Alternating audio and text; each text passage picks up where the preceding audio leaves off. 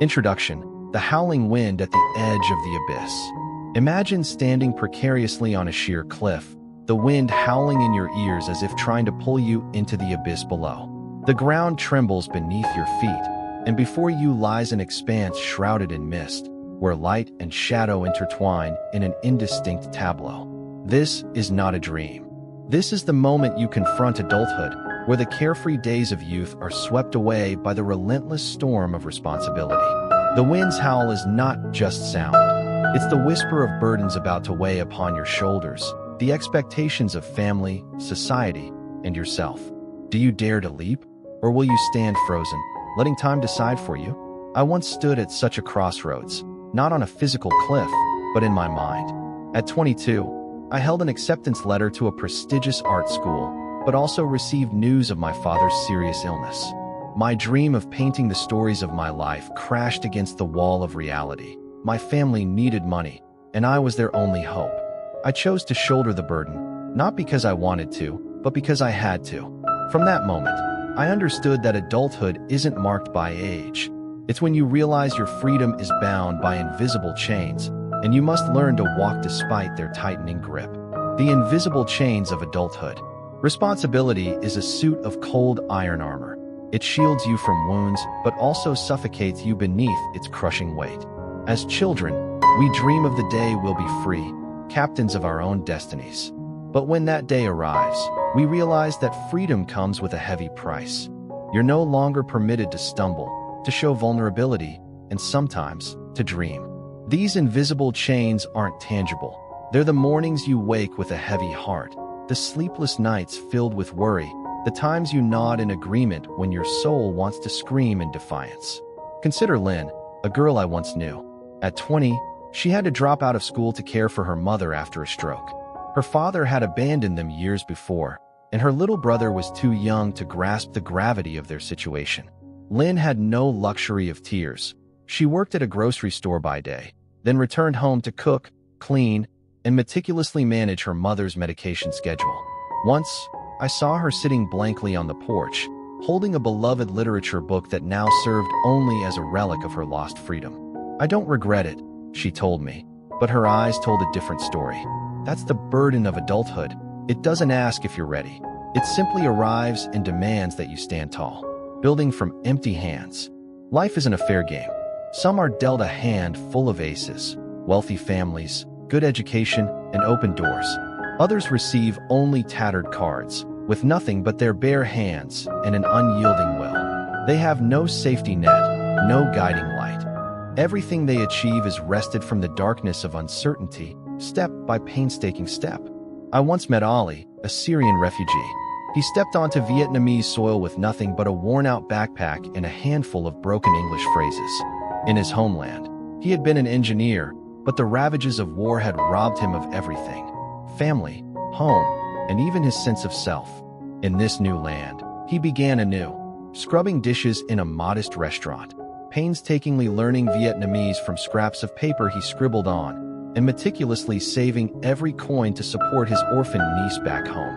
He once told me about nights spent in a cramped rental room, staring at the moldy ceiling and wondering if he'd ever find light again. But he rose each day, and now he owns a small auto repair shop. "I had no choice but to keep going," he said. For people like Ali, success isn't a glittering destination. It's each small brick laid, each drop of sweat, each scar that heals along the way. Dreams that fade. We all start with big dreams.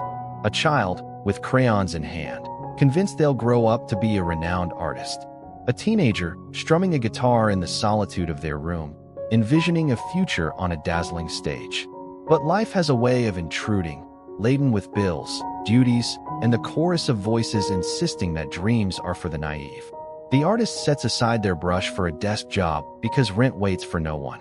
The musician trades their instrument for a tie because health insurance trumps melody.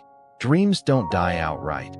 They fade quietly, leaving an ache we rarely dare to acknowledge. Vincent van Gogh stands as a poignant and exquisite example. He endured poverty, wrestled with mental demons, and failed to sell any significant artwork while he lived. Yet, he never stopped painting, for to him, art wasn't about money or fame. It was breath, it was existence. His vibrant, emotion-laden canvases are now treasures, but he never knew that. I often wonder, if Van Gogh could cling to his dream in such profound darkness, why do we let go so easily? Perhaps because not everyone has the strength to embrace a dream that only brings pain. Sometimes, letting go of a dream isn't failure. It's a way to free ourselves for a new path. The chains of duty. Personal freedom is a cherished ideal, yet it remains elusive for many. In numerous corners of the globe, love isn't a matter of heartfelt emotion. It's a family-sanctioned agreement, an obligation to be met. Even in more open societies, the invisible pressure of expectations weighs heavily. You must marry, have children, succeed in ways others define. Duty is a binding cord, pulling you down a path not of your choosing, sometimes making you forget who you once were. I recall a high school friend. She was in love with a boy of modest means but immense kindness, who would surprise her with wildflowers on dreary, rain-soaked days. However, her family orchestrated a marriage to a man of greater wealth, a stranger to her until the day they were betrothed. "This is for your future," her mother said, and I nodded, though her heart shattered. Years later, I saw her at a reunion, dressed in luxurious silk, but her eyes were hollow. "I'm fine," she said, but her voice trembled. Duty had given her a secure life, but stolen the fire that once burned within her. That's the cost of living for others. It's a loneliness no one sees. The cost of giving too much. Sacrifice is a noble concept, yet it wields the sharpness of a double-edged blade. We wear our sacrifices as badges of honor. The mother who forgoes her own meals to ensure her child's belly is full. The brother who toils tirelessly so his sibling can pursue higher education. But there is a breaking point. When you give beyond your means, you begin to erode your own essence. Your body protests with headaches and sleepless nights. Your soul whispers, "What about me? Who will care for me?"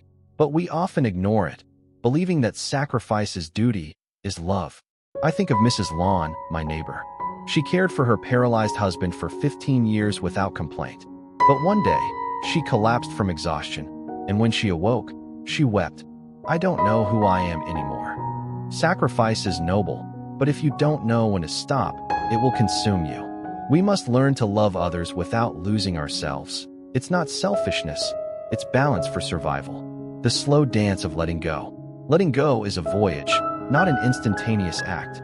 It resembles a languid waltz, unfolding in 5 distinct phases: denial, anger, bargaining, depression, and ultimately, acceptance. First, we refuse to believe that things have changed. We cling to memories, to promises, as if holding them tight will stop time. Then anger arrives, and we blame fate, others, ourselves. We bargain, pleading for a chance to fix things, to go back. Depression follows, heavy like an endless rain. And finally, when we're spent, acceptance quietly arrives. Not because we want it, but because we have no strength left to resist. There was a time I clung desperately to a friendship that had shattered. I reached out repeatedly, calls, messages, attempts at reconciliation. Despite the other person's clear withdrawal, I kept photos, gifts, as if they were proof that the friendship had been real. But one day, I opened a window, let the wind carry away an old bracelet, and I didn't cry anymore. Letting go doesn't mean forgetting. It's accepting that some things no longer belong to us, and we can continue without them. A new dawn. Here's the truth I urge you to hold close. You are worthy of love, not merely from those around you, but from the person staring back at you in the mirror. Self-compassion isn't indulgence, it's a balm for healing. Look in the mirror and say, "You've done enough." Rest. Forgiveness is equally vital, not to erase others' mistakes, but to unshackle yourself from resentment.